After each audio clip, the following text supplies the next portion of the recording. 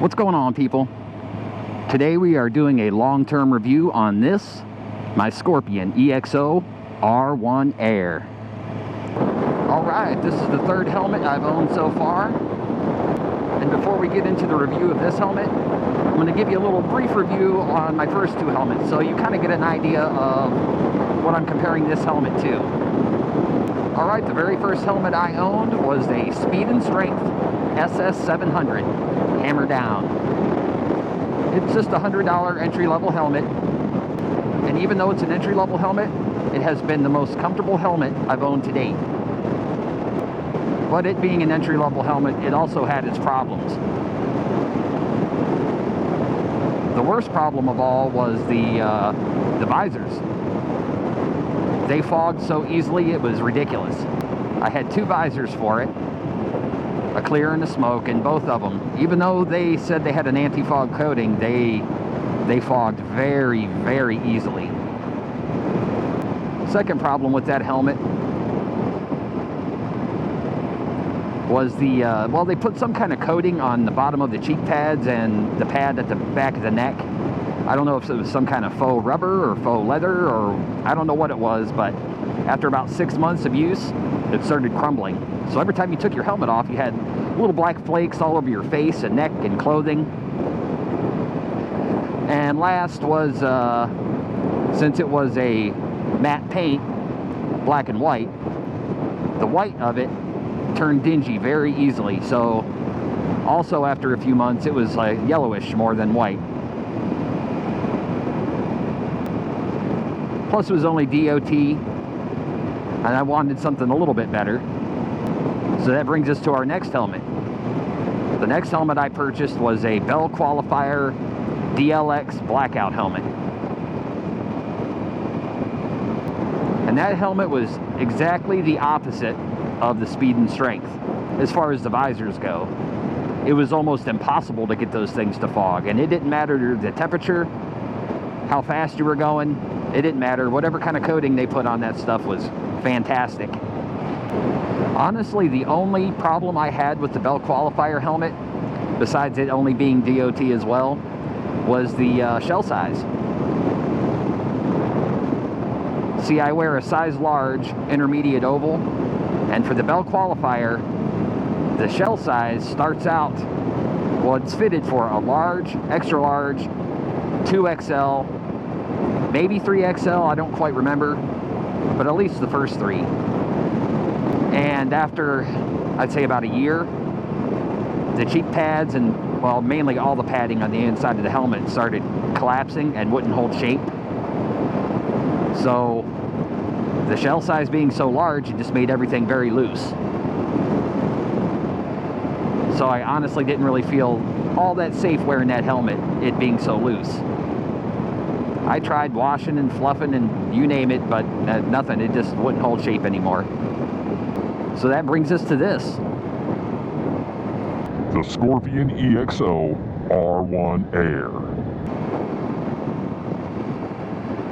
Yeah, I ended up, when I decided to upgrade my helmet further, I wanted something with quite a bit more protection. I was looking for something at least ECE DOT approved, and I wanted the emergency release straps around the neck. And went on Revzilla, and this is what I found, and it was within a price range I was willing to pay. Quick interruption. We're about to pass Western Reserve Harley and Honda. Right over here on the right. That's where I got my bike from. It's actually where I got both my bikes from.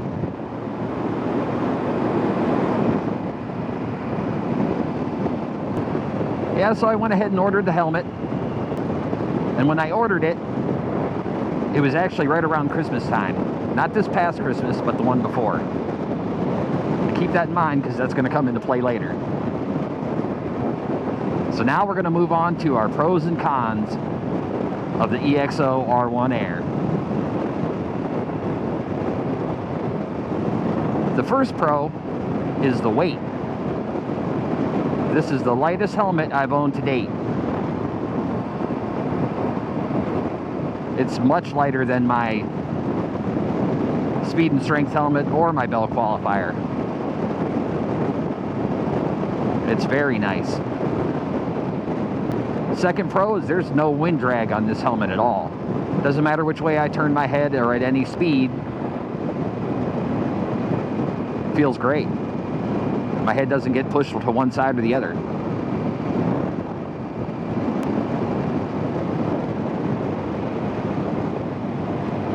Another big pro to this helmet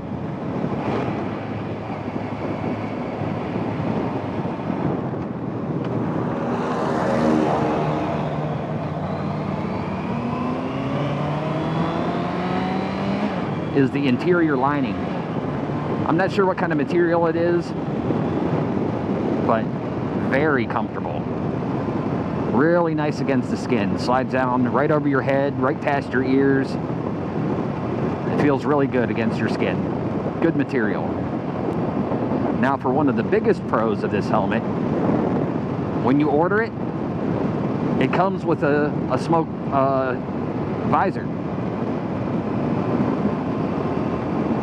So you get a clear shield and you get a tinted shield, which are both pin lock ready, and it comes with one pin lock.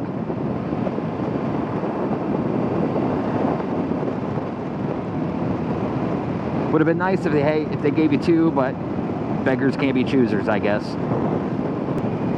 It also comes with a very nice helmet bag. It's kind of padded on the inside, real nice. And it also comes with an extra bag for your extra visor, which I thought was pretty cool. So that's going to about do it for the pros to this helmet. Now let's move on to the cons. The first con is the paint. Now I knew what I was getting into ordering a matte paint helmet. I know they scratch fairly easily, and they're a little on the hard to clean side because my Bell Qualifier was a matte paint helmet. But the paint on this helmet scratches so easy, it's crazy. Just the slightest bump, barely a bump, and it's scratched. Like I said, that's a small con. I knew what I was getting into, but I was just a little on the surprise side that it was so touchy. Okay, up next on the con list, the visors. They're very similar to the speed and strength visors. Without the pin lock, man, they fog so easily. So easily. Not as bad as the speed and strength, but they're not far behind. Alright, next up, it's the price. This helmet cost me $400. Now this is the base model. If you start adding graphics and different kinds of paints and stuff, each one goes up in price. And I know you're thinking, well, $400 doesn't seem too bad for a mid-range helmet, mid to high-range helmet. And honestly, no, it's not really that bad, but when you hear my next con, you'll understand why $400 is way too much for this helmet. Okay, as I said before, I am a size large, intermediate oval, and that's what I ordered, and that's what the helmet is. Unfortunately, the oval doesn't go front to back, it goes side to side. What I mean by that is I have plenty of room around my temples, around my cheekbones, around my jaws, but I have pressure points on the front of my forehead and the back of my head. And there is literally zero room for your mouth. Now we'll start with the crown. The crown lining, the way it was designed, as you put the helmet on, if you put it on properly, it squeezes the crown of your head. which will eventually give you headaches, bad headaches.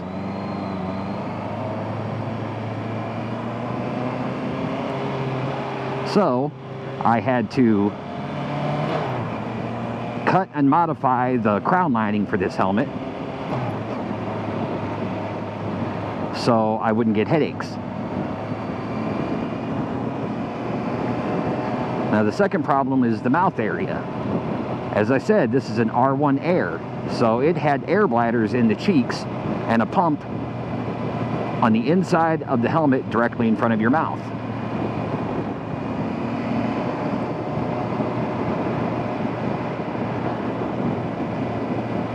So I figured maybe the pump was the problem.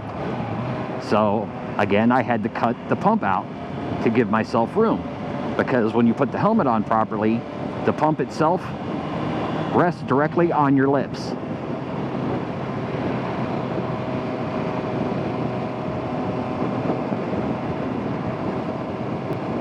So I cut the pump out, and I also removed the air bladders out of the cheeks to make extra room.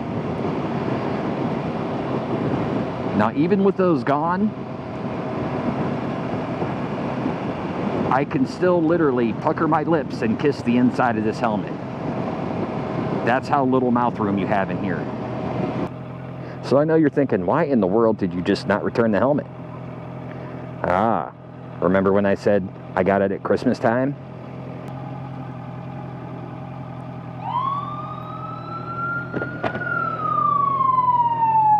Uh-oh.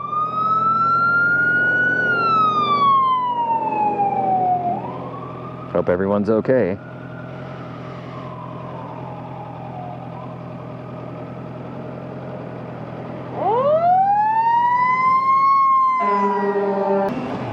Alright, so since I got the helmet at Christmas time, I could only test it for 10 to 15 minutes at a pop because it was just too cold outside or snowing.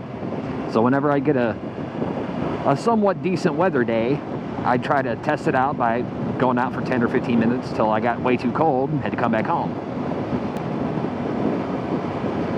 So I couldn't really tell at the time that the crown padding was squeezing my head. Yeah, I could feel the air pump against my mouth, so I pulled the helmet down a little bit to where it would just rest against my chin. It was a little annoying, but I thought I could get used to it. So after doing about maybe 5 to 10 of those little 10 or 15 minute intervals, it just got too cold to use again.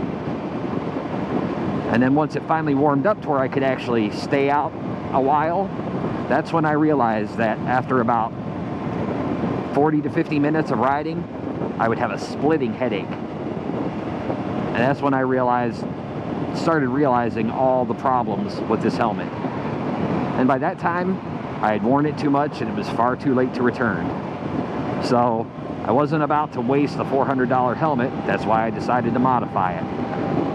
Yeah, I don't know what Scorpion was thinking when they designed this helmet, what kind of R&D they did, but apparently they think, they must think a human head looks something like this.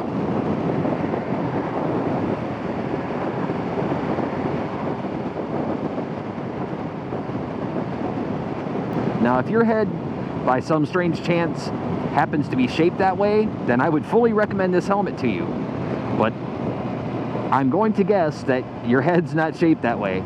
Mine's not either, so I cannot recommend this helmet.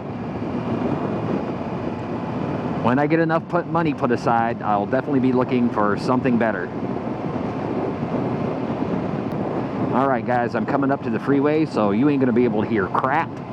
So I better sign off now. I hope you enjoyed the video, and if you were looking into buying this helmet, take my suggestion and keep on looking. I hope this review helped you. If you enjoyed the video, hit the like button, subscribe, hit the notification bell.